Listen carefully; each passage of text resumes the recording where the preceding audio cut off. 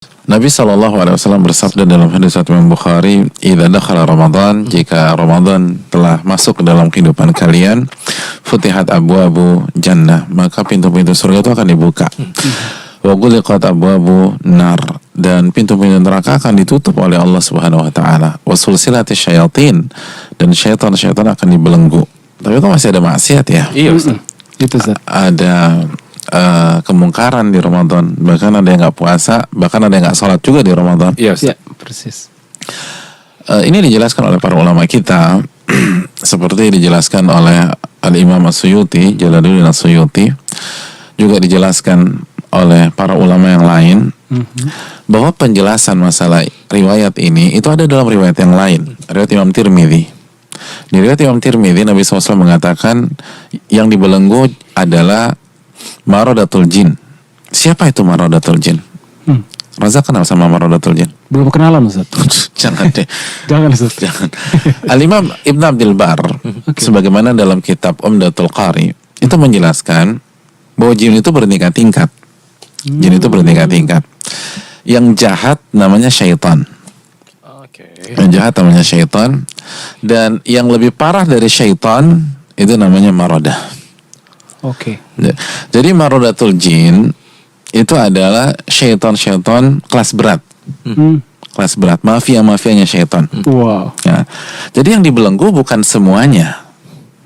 Jadi bukan semuanya. Yang dibelenggu adalah yang kelas berat. Adapun yang kelas bulu, kelas bantam, atau kelas terbang, yang kelas teri, itu masih beroperasi. Ya. Nah, makanya ulama mengatakan bukan berarti nggak ada kemungkaran di Ramadan, tapi meminimalisasi kemungkaran di Ramadan. Karena begitu yang kelas-kelas beratnya nggak turun, otomatis akan meminimalisasikan. Makanya kita lihat walaupun ada kemungkaran, tapi benar tuh lebih minim daripada di luar Ramadan. Nah, tapi ada sebuah hal yang harus kita renungkan nih. Jadi kalau ada orang yang maksiat di Ramadan, yang masih mabuk di Ramadan, yang masih hangout di Ramadan, bahkan nggak puasa di Ramadan, lalu nggak sholat di Ramadan, berarti kan mereka kalah ketika berhadapan dengan syaitan yang kelas apa? Terbang, Ustaz. Kelas teri. Gitu. Kelas teri. Kelas teri. Masya Allah. Coba bayangkan, dia itu kalah ketika berhadapan dengan syaitan-syaitan kelas teri. Bukan syaitan-syaitan yang papan atas. Jadi dia kalah sama tim syaitan nih yang nggak full tim.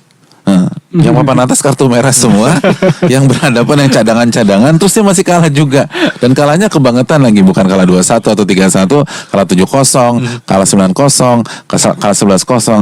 Terus apa yang mau diharapkan setelah bulan suci Ramadan kalau dia nggak bertobat kepada Allah? Apa yang mau diharapkan setelah Ramadan kalau dia nggak kembali kepada Allah Subhanahu wa taala? Karena pasca Ramadan yang dia hadapi adalah syaitan yang full tim, yang maradatul jinnya itu komplit. Udah bisa main lagi, udah nggak dibelenggu. Apa jadinya kita kalau kita nggak bisa mengalahkan pertempuran dengan syaitan-syaitan itu di bulan suci Ramadan? Oleh karena itu, di Ramadan momentum kita kembali kepada Allah, minta perlindungan kepada Allah. Kan kita suka baca Quran tuh di Ramadan. Openingnya apa? A'udzubillahi minasyaitonirrajim. Ya Allah, aku berlindung dari godaan syaitan yang terkutuk. Jadi kita masih minta perlindungan.